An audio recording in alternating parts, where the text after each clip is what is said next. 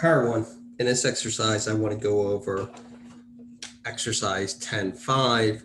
In 10.5, what they want us to do is horizontal analysis and talk about the increases and decreases, and then a vertical analysis. And what they want us to do is for this balance sheet for Nike. These are two different years. This is 2021, 2022.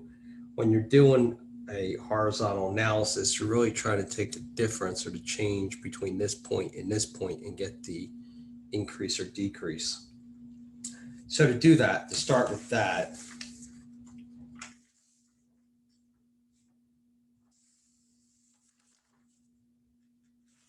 put this up here, the solution, and refocus everyone.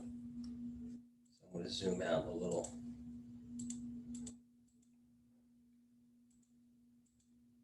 So you can see the whole solution. All right, so here you see balance sheet. These are the same numbers that were given, and these are the same numbers. This increase and decrease column, whether you're looking at the assets or the liabilities, stockholders' equity, is just the change or the difference between 2021 and 2022. So current assets from 2021 to 2022 went up by 895. Property, plant, and equipment went up by 67. Other assets went down by 155. Again, how they're getting this increase and decrease is just taking the difference between these two sets of numbers. All right. Because it went down with the other assets, that's why they have it in brackets. So brackets again mean negative or decrease. So they took all those differences and they did the same thing in liabilities. The current liabilities went down by 45. The long-term liabilities went down by 16, and stockholders' equity went up. Regarding the percentage, how you do that is you got to use the year prior to the change, that's 2021, as what we call the base.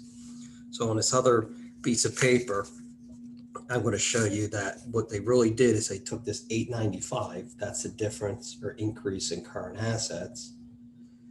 The 67 is an increase for property, plant, equipment from 2021 to 2022. So they took these numbers, that's the change or the increase, and they divided by what we call the base year, which is 2021.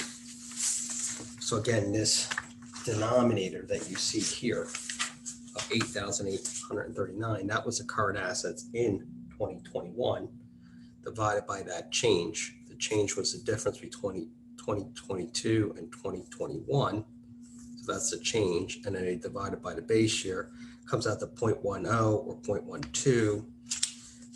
If you're not great with percentages, because this is a 2, you don't round up, you just keep it 1.011 or 10.1%.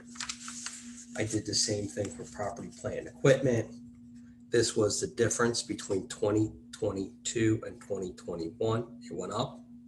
Then I divided it by the base year, which was 2021, got 0.0354.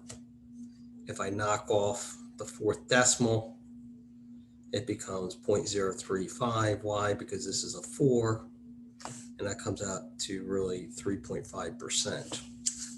So that's how they did this first part. Again, they got the differences from the 2 years. All right, all these differences, and then they took these numbers that you see here in this increase and decrease and they divided it by the 2021 numbers. That's how they got these percentages and decimals that you see off to the side. The second part of this wanted you to do what we call vertical analysis. So vertical analysis is a little different. You're not going to take the change. Now what you're going to do is just say how of the total assets, in this case 13,250, how much of that, right? How much of this is made up as a percentage of current assets? How much is property, plant, and equipment? how much is other assets. So these percentages you see off to the side is really just this number divided by this as the denominator. 1958 divided by 13,250 gives you that number. So they took all these numbers here, the components of total assets, and divided by the total assets and turned them into percentage. Why this is 100% is because if you take 13,250 and divide it by itself, it's going to come out to 1 or 100%. On this side, they took 3277 divided by 13,250 and got 24.7. 1280 divided by 13,250 gives you 9.7. 8693 divided by 13,250 gives you 65,000 or 65.6. And again, if you take 13,250 divided by itself, it's going to come out to 1 for that number. They give you detailed mathematics on it.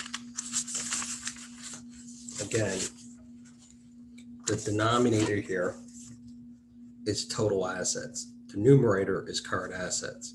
So if I take that number, divide it by the total assets, I get 0.7346. Because this is a 6, if you round, it makes that a 5, which comes out to 73.5%. Again, I divided current assets by the total assets. For the property, plant, and equipment, I took the 1958 divided by the total assets and got 0.1477. Because this is 7, it's going to make it an 8, so it comes out to 0.148 or 14.8%. All right, hope this helps, and I'll talk to you soon.